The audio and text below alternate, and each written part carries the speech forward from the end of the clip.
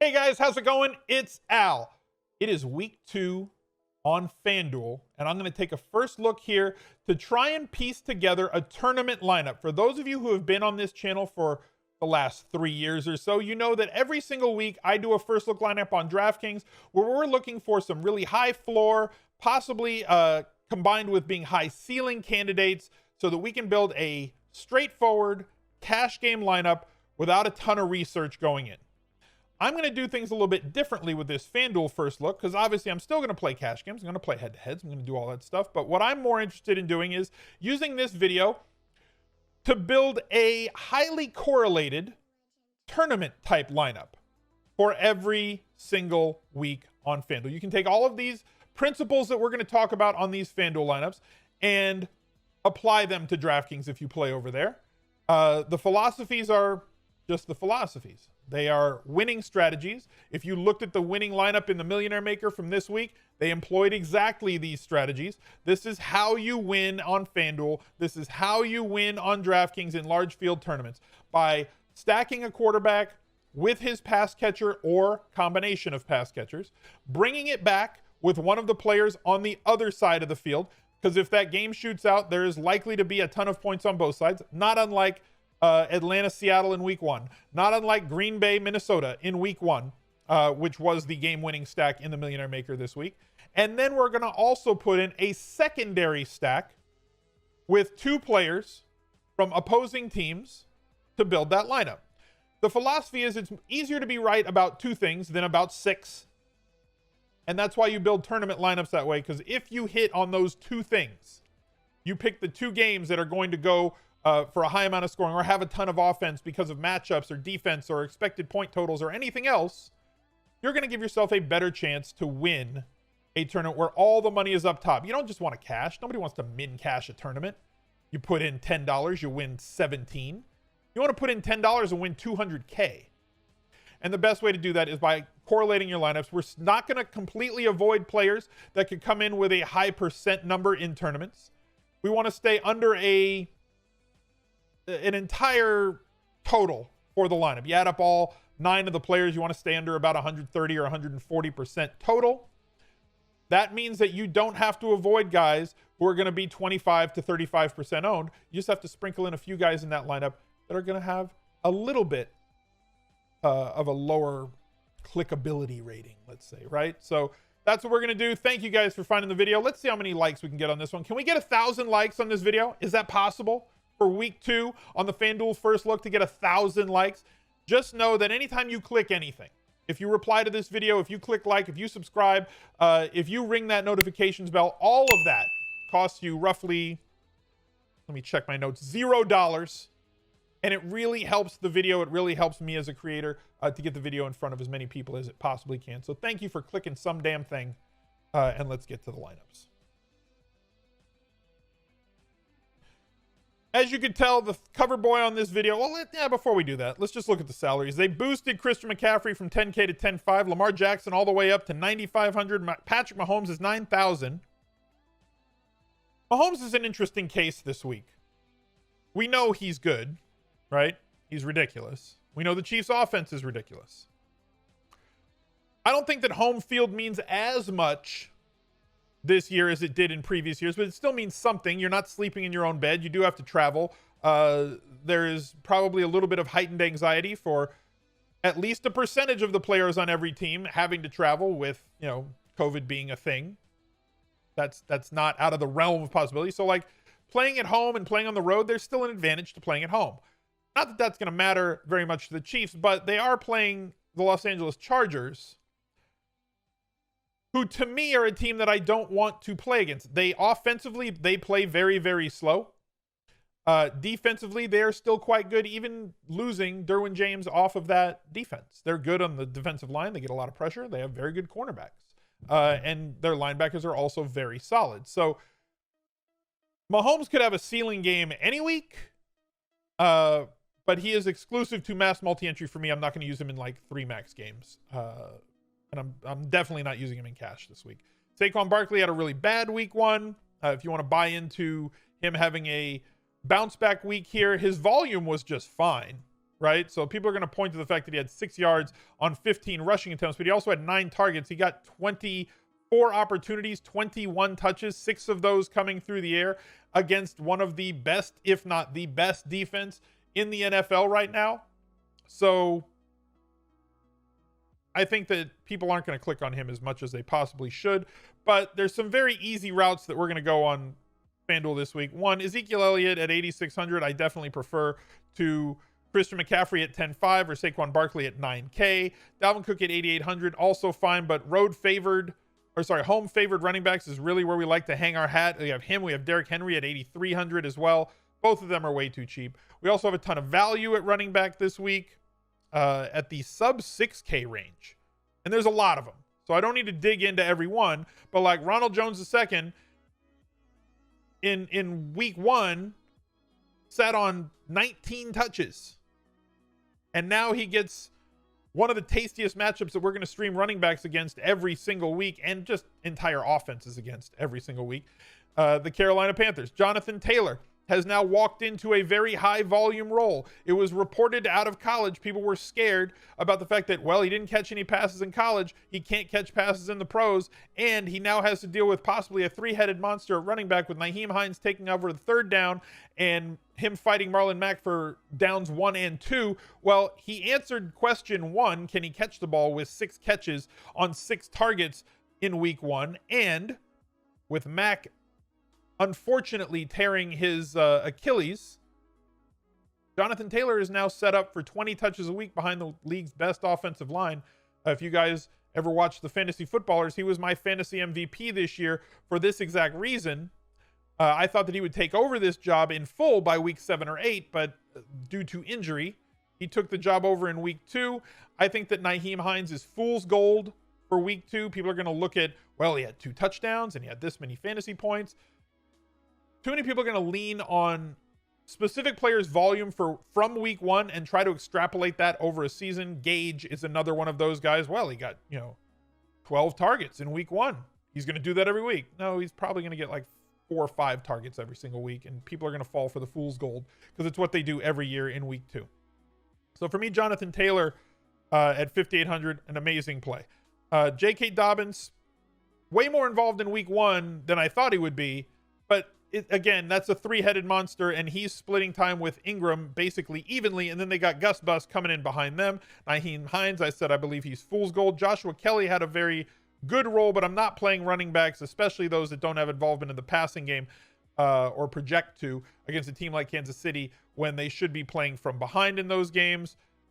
Zach Moss had an expanded role, but again, also splitting time. Liked his usage inside the 5-yard line, liked his overall usage, liked that he was smart on his pass routes, sitting down in zones when Josh Allen was kind of rolling out to his right. I thought that Moss looked really good and his usage was encouraging, but like until he gets 15 to 20 touches a week, I can't really touch him, especially when at the same exact price point, Malcolm Brown is 5,200. 20 touches incoming. McVay likes to sit on his veterans and never really plays rookies, at least in the 2.5 years that he's been the coach for Los Angeles, this being the 3rd year. Well, Malcolm Brown was smiling. I mentioned that on a video a week ago going into that showdown slate, and he was smiling for a reason. He knew that he was the starter, and he wasn't going to tell anybody, but it's his world right now. He's going to get the inside the 5 carries. Akers will probably get 8 to 10 touches a week. Malcolm Brown probably 17 to 22 touches a week. I want to invest, especially in week 2, in the guy who's got a better chance at getting me a ton of touches. So there's a lot of value there. Let's look at quarterbacks. Lamar Jackson, you know how great he is, and he's the cover boy, so we're going to build the lineup around him. I expect Dak Prescott to be extremely popular here in week 2 at only 8,300, 1,200 less. His passing game is absolutely dynamic. They lost a piece out of it with Blake Jarwin, which could mean more targets for guys like Amari Cooper, Gallup, and CeeDee Lamb, a more condensed target tree. I think Schultz is fine, but definitely not the receiver that Jarwin is. He might have a couple of big games, but I don't project him for as many targets per week as Jarwin was getting or projected to get, maybe a total of 80 to 90 on the season. I don't think Schultz is going to end the season with 85 targets. We'll have to monitor that moving forward. I could be completely wrong on that. Maybe he's going to step right into this Jarwin role, and they're not going to funnel 1 or 2 extra targets a week to CeeDee Lamb, Gallup, Cooper, to go across those guys. But Schultz not really that talented a receiver, so I think that it's going to go to the running backs and the wide receivers. Very easy to stack multiple ways. Their defense is not good, so every game is going to be a potential shootout with the Cowboys this year as well, and that's going to be a very popular game stack with Atlanta. Josh Allen, extremely efficient in week 1, made some really great decisions, very pass heavy, 46 pass attempts, which was insane. Also ran the ball 14 times. Granted, it was against the Jets. The Jets do get a lot of pressure, which pressure on a running quarterback can work against you in a lot of ways because they can extend plays once they break contain and break the pocket. We saw that with Josh Allen getting you a 300-plus yard day with a rushing touchdown on top of it and multiple passing touchdowns, including one where he missed. He could have had 3 passing touchdowns, but he missed a wide open John Brown. But good efficiency from him, which is nice to see. Hopefully he can hook up deep. Kyler Murray, really cheap on DK, not as cheap on FanDuel at $8K versus $6,100 on DK. Again, the kid looks like a Konami code out there, and if they run him 10 times a game, which is what they weren't doing with him last year, right? If you remember last year, he would run it like 3-4 times a game, and we were hoping that Kyler Murray would actually get to use his legs a little bit more as a rookie. 13 carries in week 1. 12 carries a game is 200 on the season, guys. That's like what you're looking for from guys who you're drafting as RB2s. And if a quarterback gets 200 carries, that would break the record that was standing until last season, until Lamar Jackson broke it. It would be the second most runs in a season by any quarterback by just averaging 12 runs a game. If he gets 9 or 10 runs a game every single week, Kyler Murray is going to blow up this year, especially with the receiving core that he has. We saw what Hopkins did. We know all about him. I think that Christian Kirk is a buy low candidate at his price points in week 2 because he is not going to catch 1 ball a week. He is not only going to get 5 targets a week. We'll see moving forward. People are a little bit concerned here with Kyler Murray for week 2 based on the matchup with Washington, who had a fantastic, or has a fantastic front 7. Chase Young, just a monster up front, especially against the Eagles and their offensive line, with how disheveled that offensive line was last week. Arizona, not a highly graded offensive line either, but schematically, they do a lot of things to not get Kyler hit. They move him around a lot. They get rid of the ball really quickly. Fast attack, a lot of RPO, a lot of read option as well to try and keep people off of Kyler Murray. And let's not for 1 second think that, well, this is the first good front 7 they're facing. They faced San Francisco last week, and he ran for 100 yards and threw for multiple touchdowns. And again, easily stackable because of the consolidated targets for guys that he has. For me in this lineup, I'm going to go with Lamar Jackson, which means that we're sticking with this Baltimore-Houston game. We're going to have a stack and a bring back. Mark Andrews is very expensive, a little bit restrictive at tight end, at least in lineup building. For me here on FanDuel, less so on DraftKings. So on FanDuel, I'm going to stack him with Marquise Brown. 6,200 I still think is too cheap. I'm expecting 6 to 8 targets a week out of Marquise Brown every week, which is a massive step up from the 3 to 4 targets he was getting on most weeks. His expectation on most weeks in 2019 was about 4 targets. My expectation for him most weeks in 2020 is going to be 6+ targets, as they are going to funnel 50% of the targets to both him and Andrews, which leaves me with needing a bring back player. Deshaun Watson, didn't talk about him when we were talking about quarterbacks. If you want to stack this game with him, go ahead. They should be playing from behind. They should be throwing a ton. He is a massive upgrade from what you saw with Baker Mayfield last week at quarterback that's opposing the Ravens. If you want to go with lineups with him and stack them as well, I'm totally okay with that. But we're going on the... Where's the wide receiver? Right here in this 6K range, which is really where I hang out a lot on FanDuel, because I still get enough volume to be viable, but there's a lot of guys that have touchdown upside, as you can see here. Terry McLaurin, John Brown, Jamison Crowder caught a long one on a lot of volume last week. Michael Gallup has big time touchdown upside in that offense, but I want to bring it back, and that means Will Fuller, who this year is going to see a lot more volume. This is something that we were talking about all offseason. Evan Silva has been banging that drum since like April. that Will Fuller is going to step into a 25% plus market share of the targets on Houston. And Houston is going to be trailing a lot, so they're going to be in neutral to positive game scripts when it comes to throwing the football. So they're going to be forced to throw, especially in a game where they expect to be trailing against Baltimore. If they are beating Baltimore, it's probably going to be because Will Fuller had a splash play, maybe two. So the floor is higher than it has been in previous years. I need to clarify this because I don't want people jumping into the replies down below like they did on the DraftKings video from yesterday saying, you think Will Fuller's a high floor player. I think Will Fuller is a higher floor player than he has ever been before. I believe that Marquise Brown is a higher floor player than he was in 2019. They're still not guys who are going to get 10 or 15 targets a week, which would be, a rationally super high target floor guy like a Devontae Adams or, any of the guys that are at the top of the list, right? So if we look at everybody up here, Devontae Adams, probably going to get double-digit targets every week. DeAndre Hopkins, going to challenge for or get double-digit targets every week. Julio Jones, 9+ targets every week. Those are the super high floor guys at wide receiver. I'm not saying that Marquise Brown and Will Fuller are that, but in a tournament lineup, I don't care if they have a possibility of having a low floor. I care that they have access to a really high ceiling. And both Marquise Brown and Fuller have that. But for cash games, I think they're more viable in 2020 than they have ever been before 2019 or for Fuller any years before that. So there's our primary stack. I want to bring in a secondary stack. Who am I going with here on this one? I want to get Derrick Henry into this lineup, which is what I had talked about before. I also want to get Ezekiel Elliott into this lineup that I talked about before. It's going to be difficult for me, but I think it's possible to bring it back with somebody on Atlanta if I wanted to go with somebody in that Atlanta passing game. Whether it's going to be Hurst. Let's look at that game really quick. If I can find it.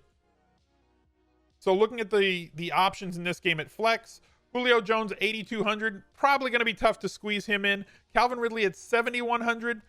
I could squeeze him in, but I'm going to have to take a bath on the defense, more than likely. Amari Cooper at 7,000 is just way too cheap. It isn't a bring-back player. Gallup at 6K. Like, this game is the stackable game. Hayden Hurst did not really perform for us in week 1. However, what I said on the recap video, also true.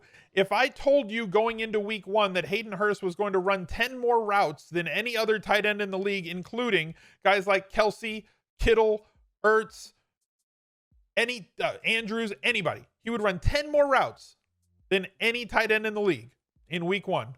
You would have rostered him in 60 to 70% of your lineups. That's just the way that it goes.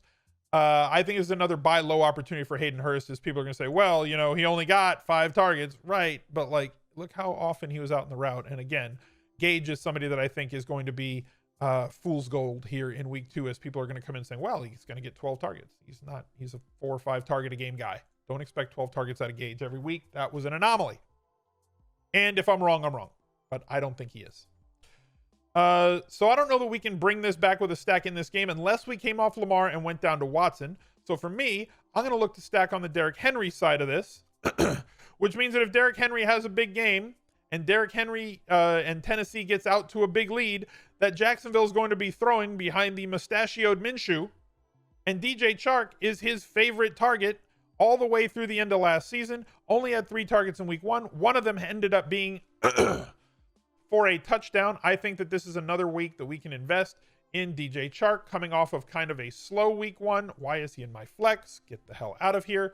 DJ Chark is going to slide in here and give us that secondary stack from Derrick Henry to DJ Chark. Now we got to fill out the rest of this lineup. We're just going to pick a random defense. Not going to be there. I'm going to pick like a mid-priced random defense. Fine. Boom. Whatever. Which leaves us with 5,300 for a tight end and a flex. The tight end can't really afford the high price guys. I'm not against stacking Lamar with Andrews, but it is a bit restrictive as you'd have to go with 2 value play running backs, which, as I said, is viable to do this week, right? But I like the high floor and ridiculous ceiling of both Henry and Elliott. If you want to go with a Malcolm Brown and double stack Lamar, if you don't like Marquise Brown and you think that Andrews is a better play, you can build a tournament lineup around that sort of build and bring it back with Will Fuller or anybody that you want, or David Johnson as well. Plenty of different routes that you can go there. But for me, I need to look for a cheap guy. We talked about Logan Thomas last week. Logan Thomas is still in play for me this week in week 2. 8 targets, was 6th in the league in terms of routes run per dropback. For me, one of the most telling stats for fantasy tight ends is how many times is this guy out in the route when their quarterback is going to throw the ball. What we don't want is a tight end who plays a ton of snaps but is blocking every time his quarterback drops back. So something that's like a 40%, 50%, or 30% rate, I want to avoid those tight ends, especially in DFS, because they're just not out there. I've always said that you can't score points when you're holding your helmet on the sideline. You want guys that are on the field. Well, at tight end, you also can't score points when you're holding on to an offensive line or a defensive lineman or a blitzing linebacker, right? If you're the max protect tight end who's in line, you're not really what I'm looking for. Logan Thomas ran routes on 77% of Washington's dropbacks in week 1. 80%, anything over 70% is elite. 77% is ridiculous. If that holds, and I kind of feel like it's going to hold because he's not really a blocker. He's an athlete that they want to get out there. They want to put him in the slot. They want to move him around a little bit. He's going to get opportunities every single week, and he's still way too cheap at 4,700 here on FanDuel. But I want to get a little bit of differentiation. I'm going to try and target one other guy. We could go with Jonnu Smith to double stack that back end of this game with Derrick Henry. He had a very nice game on week 1. I love the way that he is utilized. 7 targets, 4 receptions, 36 yards, and a touchdown. We don't need much on the low end to pay off this salary. Somebody else that I kind of want to focus on is Eric Ebron going up against Denver here in week 2. Only 2 targets, big touchdown upside from him. And it gives me a little bit of differentiation as opposed to stacking up 2 Titans. I'm going to go with Eric Ebron here, but I'm totally fine if you want to go with an O.J. Howard or a Jonnu Smith or a Logan Thomas in this lineup. Eric Ebron, somebody that I'm really high on this year. I'm really high on that entire Pittsburgh offense. And if James Conner misses this weekend, I think that he's a good value going into this week, is James Conner. But if that ankle costs him the week, Benny Snell is a fantastic value, and it kind of boosts all the pass catchers as they should see a little bit more diversity in play calling once they get inside the 10-yard line, where they're going to be more options for somebody like Ben to throw to, and Ben really likes throwing to his tight end once they get close. So touchdown and possible 2 touchdown upside every single week for Eric Ebron, and that's what I'm banking on for this tournament lineup, where I don't care about floor. I just want to try and capture ceiling. And that leaves us with 5,800 for a running back. I mentioned there are plenty of guys here at that range. Jonathan Taylor is the one that I'm going to go with. Already talked to you about him and talked to you about why. That's going to be my tournament lineup for this week on FanDuel. Lamar Jackson, Derrick Henry, Ezekiel Elliott, all high floor, high ceiling options. Big game, 30-point upside from all 3 of them. Marquise Brown, big time upside. Will Fuller brings it back with the Jackson Brown stack. DJ Chark works well as the secondary stack with Derrick Henry. Eric Ebron, nothing but touchdown upside as far as he's concerned, and touchdowns way more important on FanDuel than DraftKings, where it's very volume based. You have to get guys that score touchdowns on FanDuel if you want to win tournaments. And Jonathan Taylor, I think, gives us 20 touch realistic possibilities with usage in the passing game and touchdown upside with as much of a big beast athlete as he is. Plug in whatever defense you want. Wish you guys the best of luck this week. Be sure you check out another video now. He's a legend.